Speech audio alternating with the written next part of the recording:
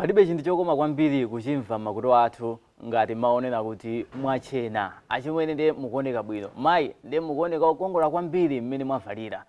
Ndi zinthu zimene timakhala tikukondwera pamene anthu akutiwuza. Kukamba nkhani ya mavalidwe yayenda mu njira yayitali kwambiri kuchokera zaka za mbuyo mofikira pano, ndipo ma generations pamene akupita nkhani yakavalidwe ikusinthanso mu njira zosiyanasiyana. Fashion ikubwera nkumapita, kubwera kumapita, zina zachilendo zikumabwera, zina zimene zinalipo kale zimabwera nkusinthidwa. Koma kodi akaswiri amene amakhala kupanga zinthu zimenezi zimayenda motani kuti apange zinthu zimenezi? Tikhati kupasirani ma series of program angapo amene tikhati tikuwunikira makamaka nkhani imene yakavalidwe ndi anzathu a Malume Tellers amene ndi akatswiri pa nkhani yosoka zovala masuti azibambo komanso azimayi.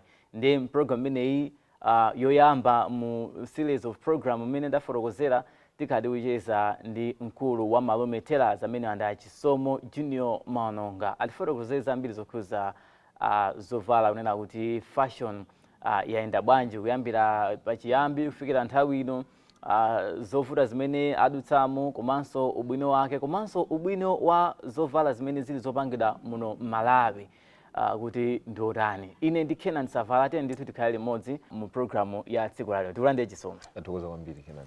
Kaya moyo kuyenda bwanji? Moyo wabwino. Kaya kuno. Ayi kuyenda bwinonso. Tiyamikire. Malume Tellers.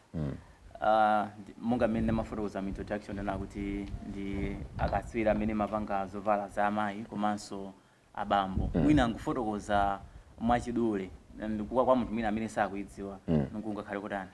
Okay, so Malume Tellers ndi designing and tailoring shop or company imene tinayamba mu 2021 kumapeto. So timapanga design zovala za zibambo komanso za zimayi komanso we are not limited to za zibambo ndazi. I mean timapanga zovala zinazi zonse. Koma kungoti tinakhazika kwambiri ku formal wear tinganene choncho.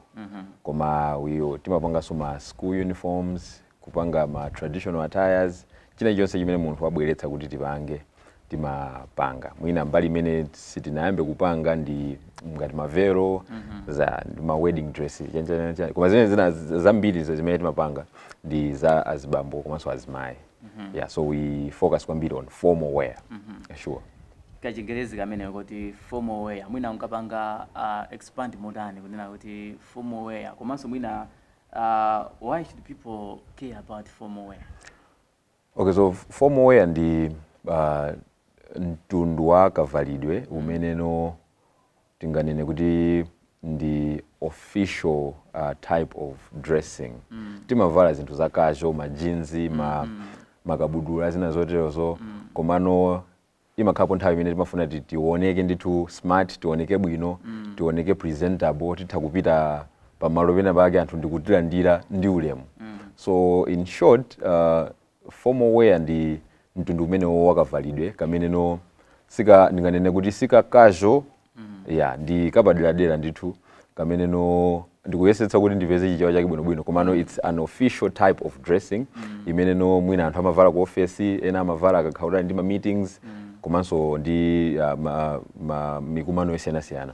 Kachingerezi kochuka kamene anthu amakagwisa ntchito ngati chichawo anthu amati decent. Yes, yeah, in short ngakona decent. Yeah. Chabwino. Ndi chilichonse chimakhala ndi chiyambike chake komanso mbiri yake. Mwina nkhani imene ya formal wear mbiri yake ndi otani nena kuti pakana yafika kuti panopa anthu ili very common kwambiri. Timaona anthu osiyanasiyana, timalimbikisana, ma fashion designer ngati ndiyo makhamu tilimbikisa unena kuti ndiyofunikira kwambiri. What's the history behind formal wear? So inayamba kalekale. Kalekale mukamaona ndithu ma centuries apitawo anthu amavala decent. Ambiri amavala decent. Mukaona ndithu sizimatengera kuti ukupita ku chalichi or ndi interview pena pake ukakumana ndi munthu wina wake wankulu. Komano formal wear inali order of the day. Mukamayenda mu street umapeza anthu ndithu ambirimbiri atavala masuti, azimayi atavala ndithu zinthu za official like some official dressing. Olo kamaona mu street umapeza ndithu ana ang'ono azibambo atakhala mbali mwa misewu ndi zipangizo zawo zopukutira nsapato za decent. So nzaona kuti formal wear inali ndithu order of the day. So masiku ndi zaka ndikumapita panopa tinganene kuti zasintha kwenikweni sinanga anthu ambiri akumapeza kuti anthu amene akufuna kuti avale formal wear ndi pamene mwina pali chilinganizo ina yake pali program ina yake yofunikira. Komano kalekalero when you look at mbiri anthu ambiri amavala formal wear. Nazaona kachithunzi ndithu kena kake ka John Chilembwe amakonda kuvala masuit. Yeah, so inali ndithu order of the day. So in short tinganene choncho ndithu nde tili mu nthawi imene fashion imakhala ikusintha pakupita pa nthawi komanso palingana ndi ma generation you mentioned of centuries before kuchokera ma centuries osiyanasiyana kufika pano pa 21st century mwina fashion yonse yakhala ikusintha bwanji pa nkhani imene ya formal wear. Pali zinthu zambiri of course ndingokambapo chimodzi chimene chasintha kwambiri. Fashion kapena mavalidwe a decent amabwera ndi kupita. Pali zinthu zimene timagwiritsa ntchito tikugwiritsa ntchito panopa zonena kuti kalekale lonse zimachitika. So ndinganena kuti imapanga revolve, okay? Suti fashion ikakhala kuti yapita on mtundu ina wake wakavalidwa ukakhala kuti wapita sumabwereranso. Panopa ndikumaona anthu amakonda kuvala masuti a DB. Masuti amene aja analipo. They were there and mwina zaka zambuyo sanatchuke kwambiri anadzakhala azizira komano panopa bwereranso. So in short fashion ndithu imakhala kuti imazungulira zinthu zambiri zimene tikupanga panopa zimene tikuvala zimene tikugwiritsa ntchito panopa zinkagwiritsa ntchito nthawi imeneko pakungoti panopa mwina tangosinthako pang'ono maonekedwe yake ma design koma ndithu history yake ndi yomweyo background yake ndi yomweyo. Sure. Chabwino ndeti bwere nawo ku Malume Tailors monga kampani yanu. I understand kunena kuti zovala zimene mumagulitsa kwa anthu zimakhala custom made zona kuti mwapanga nokha. Can you explain on that? Okay, so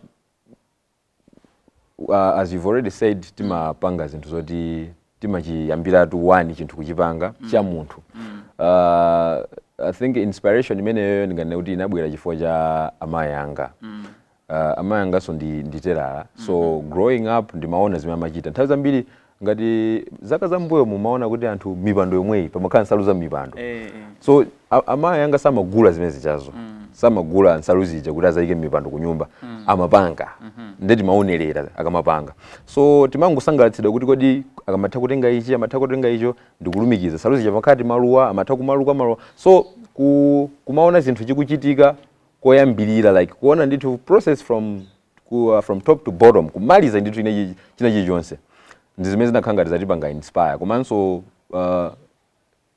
munthu uthangopita mu shop kugula suit komano chimachitika ndi chani kuti suit ija ichitike, okay, kuti ipangidwe bwinobwino. So zimene zinatipanga inspire kuti I think titha kumapanga izizi titha kutenga nsalu iyi kuyamba kupanga design kudula bwinobwino.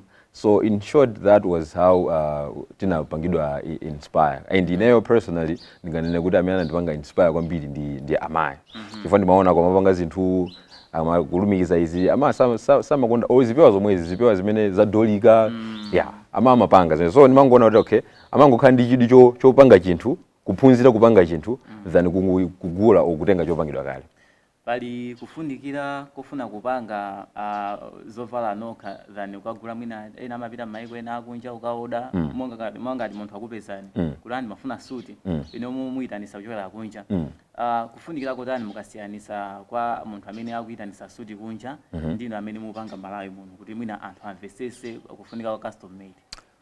Masuti amene amabwera mu shop amene anthu amapita kugula mu shop chilungamo yake ndiyonena kuti masuti aja samakhala kunena kuti no ndi ayiweyo wekha. Company kamapanga ndinkafotokoza nthawi nayo kuti company ikakhala kuti kupanga design chovala simanena kuti tikupanga chovala ichi kuti akavale Kenani. Amakhala kuti kupanga chovala chija kuti anthu ambiri akavale. Nawo ifanira kuti pali anthu ambiri amene afuna kuti akavale pali zinthu zina zofunikira zimene amazipanga overlook kapena amazipitirira chifukwa aliyense analengedwa mosiyana. Mmene ineyo ndilili kuyambira kumutu mpaka kumapazi ndine osiyana. So when we are dealing with custom made timakhala tikupanga focus chinthu chona kuti ndi cha iweyo specifically for you ndekuti tikuyeza mmene iweyo ulili masiku ambuyo watakhala tikukumana ndithu ndi makastomala amene alionene pakwambiri amene nomwina masaizi awo mu shopu sangakhale moya pomweno akakhala abwera kwa ifeyo ena amakitona kuti ndinasiya kuvala suti osati chifukwa kuti ndinafuna kuti ndipange koma size yanga kulibeko koma when they come to us timapanga accommodate. So most of the times when you are dealing with custom made zinthu zoti zapangidwa umakhala kuti you are assured kuti chovala chii ndi changa ndiya ineyo and chimandikwana bwinobwino. Anthu ambiri mwina amene amagula mashopu amene amagula masuti mu shop ndochepa amene chovala ichi chimakwaniratu bwinobwino opezana mwina avala sichikuoneka bwinobwino koma ifuna kuti angokatenga pena pake ndikuchichepetsa chifukwa chikagulidwa mu shop muja chimene kuti chifike kwa ifeyo. So what happens is you get a suit from the shop uyibweretsa chifukwa manthawi ambiri matrauza amakhala atali manja jacket ndi atali jacket has to be trimmed ndithu bwinobwino koma when you are dealing with custom made zimene zonsezozo timakhala zikonza kale. Sure. Ayi mene ndimene tikuchitira tikucheza ndi Achisomo Junior Mwanonga amene ndi mkulu wa Malume Tailors akatswiri ndithu pa nkhani ya zovala za zibambo komanso azimayi china chilichonse chimene inuyo mmachifuna kunena kuti mutamavala kungowapasa design akufotokozana kuti amakhala akupanga. Tingopumulira pang'ono tikhala tikupitiriza ndi programu yathu tikatha kuonera zotsatirazi. Muziko limene zinthu zikuchitika mothamanga kwambiri kukhala patsogolo ndikufunikiranso kwambiri.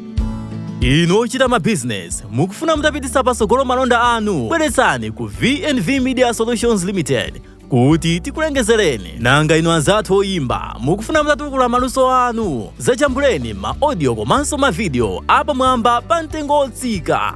Ku V&V Media Solutions Limited timapanga zinthu monga jambula tools, ma video, screen printing, branding services, live streaming, audio recording, public address system, event coverage, multimedia design, kuyika ma CCTV camera ndi zina zambiri. Tiyankhuleni ife a V&V Media Solutions Limited pa 0884 704 072 kapena 0980 073 505.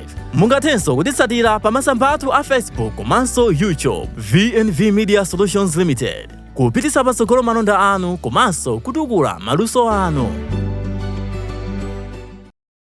Tikupitira ndi programu yathu ngati mongotipeza kumene ndi programu yapaderadera imene tikukambonana kuti ndi series of programs imene ino yoyambirira tikucheza ndi mkulu wa Malume Tailors Achisomo Junior Mwanonga akutifotokozera nkhani yokhuza zovala kamene kuti fashion kuti yayenda bwanji kuchokera mzaka zambuyo mufikira panopa komanso tikhala tikuona ubwino wa zovala zimene zili zopangidwa m'Malawi momwe kuti ndi otani. Ngawo limene lotsiriza la program ineyi tiye ndithu tikhala limodzi pamene tikupitiriza kucheza ndi Achisomo Junior Mwanonga amene ndi mkulu wa kampani ya Malume Tailors. Tisanapumulire mafotokozana nako kuti custom made clothes zimene mmapanga za zibambo za zimayi munthu amachita kukupezani kuti mundipangire izi ndikukhulupirira nawo kuti mmakumana makastomala ambiri kwambiri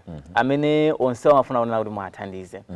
Sindikuzoona nako kuti mumaonetsetsa bwanji nena kuti mwamuthandiza customer ndi mene akufunira ifa pali ndikukhulupirira kuti pali ena amafuna za changu zimatani. How do you deal with customers? Timayambira munthu amene wabwera mwachangu ngati mmene zimakhalira nthawi zonse kuti no amene wabwera mwachangu timanthandiza. So amene wabwera moyambirira timanthandiza mwachangu komano mu makesa zonena kuti mwina anthu ena akafuna katundu wawo mwachangu kwambiri kuti mwantundu wa express then timapanganso timakambitsana kuti okay mmene mukufuna katundu uyu tipanga mote and that also affects the mode of payment. Simakhala chimodzimodzi ndi amene abwera koyambira ngati ma normal prices. So munthu akakhala afuna zinthu zachangu zimene zikufunika ndithu mu nthawi yochepa zimakhalanso ndi price yake komano kulandira ma customers ambiri ndi nature ya business ina iliyonse and we try kuti tipange satisfy each and every customer bwinobwino.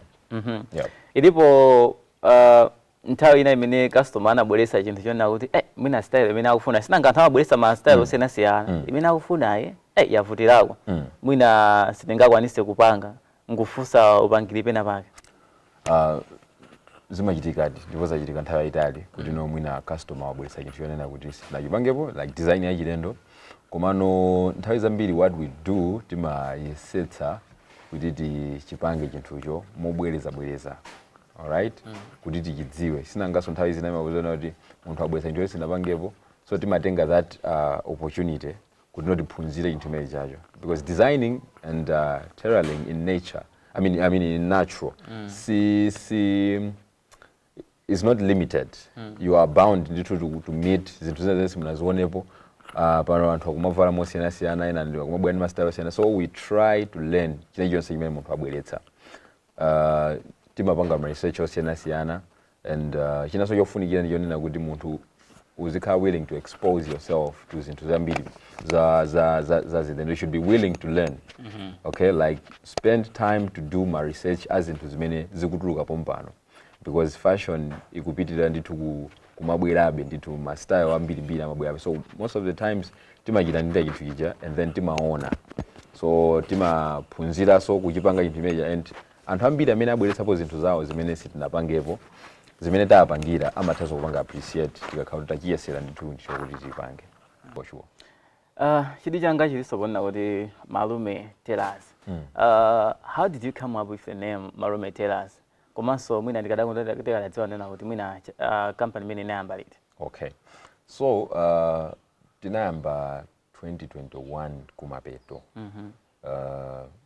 So tinayamba ndi zina zimene manena kuyambira zija kuti okay tinkafuna kuti tiyese kumapanga zinthu zimene timakhala tikuzona m'mashopu.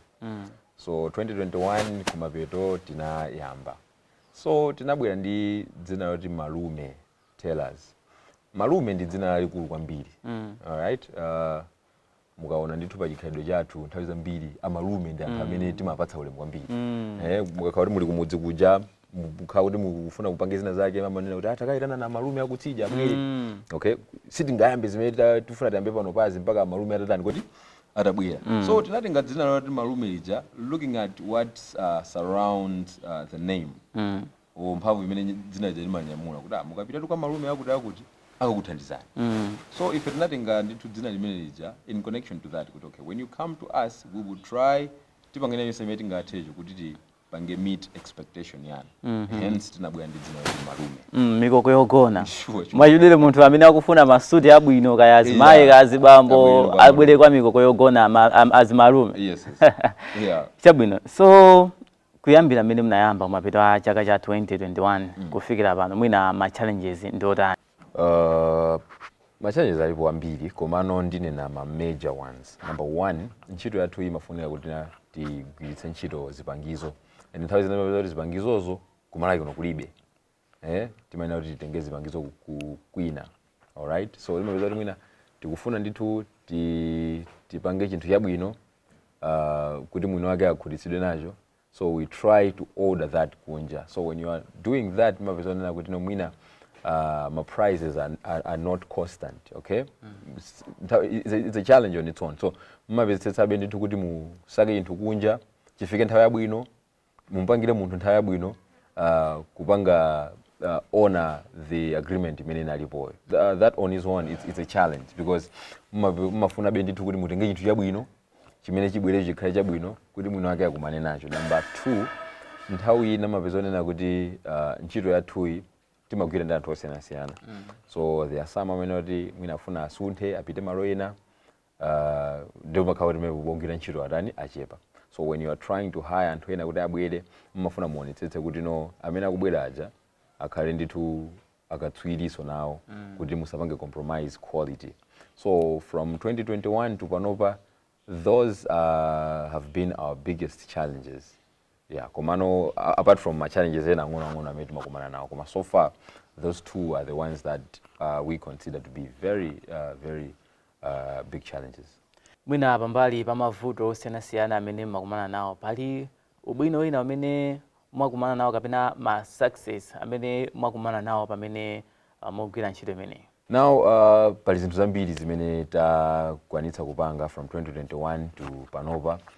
Chachikulu ndiyonena kuti takwanitsa ndithu kupanga trust ya anthu ambiri to come and work with us. tikudziwa nena kuti zinthu za fashion mauti anthu ambiri amakonda kuyang'ana maso awo kunja kumashopu chanjani kuti agule zinthu. Anthu ambiri amakonda kugula zinthu kunja, right? So from 2021 to panopa tikumaona bindithu a positive improvement towards anthu kukonda ma custom made komanso takwanitsa ndithu kukhala ndi base yaikulu ya ma customers. So the improvement has been there, and that on its own is our biggest achievement, I can say. Chabwino, pomaliza uthenga ndotani kwa anthu amene akutionera pakadali pano? Pomaliza tithokoze anthu amene akutionera ma viewers athu komanso tikuthokozeni for kuti munatipatsa mpata komanso danga kuti ticheze.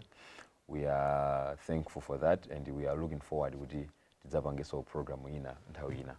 Sure. Mmene moto ndimene tachezera ndi Achisomo Junior Mwanonga amene ndi mkulu wa kampani ya Malume Tailors, amene ndi akatswiri pa nkhani ya zovala, pa nkhani ya fashion, amene akhala kupanga zovala za azimayi komanso za azibambo. Watifotokozera ubwino wa zovala zopangidwa m'Malawi muno, akuti custom made, zimene ndi mfundo zinaso zimene dziko la Malawi likulimbikitsa pa nkhani yokhuza Buy Malawi, kunena kuti zimene ifeyo tikugula, zimene ifeyo tikugwiritsa ntchito zikhale zopangidwa m'Malawi muno. Ndi atifotokozera maubwino osiyanasiyana komanso kufunikira kwa kavalidwe, kotsatira kavalidwe imene kakuyendera. Ndikupita nawo kuti tamva ndipo tatolapo ziwiri zitatu zimene tingathe kuzigwiritsa ntchito pali malo osiyanasiyana amene amafunika kuvala bwino, kuoneka bwino. Tipita ku ma interview timafunika ndithu tivale mooneka bwino, tipita ku church kapena kukwati, malo osiyanasiyana amene timafunikira kunena kuti tivale ndithu mooneka bwino. Ndi anzathu amene Malume Tailors akhala kutifotokozeranso zambiri ma program osiyanasiyana amene tikhale nawo. Tikhalanso ndi nthawi yoyendera ku malo amene amagwirira ntchito, tikaone mene afotokozera mchonena kuti amapanga okha, kunena kuti process yopanga zovala masuti imayenda motani. Padade pano tangoti tikambirane in general pa nkhani imeneyi. Ine ndi Kenan Savala ndakondwa kunena kuti muli pamene mukuonera ma program imeneyi, ndipo pitizani kuona ma program osiyanasiyana amene timakupatsirani.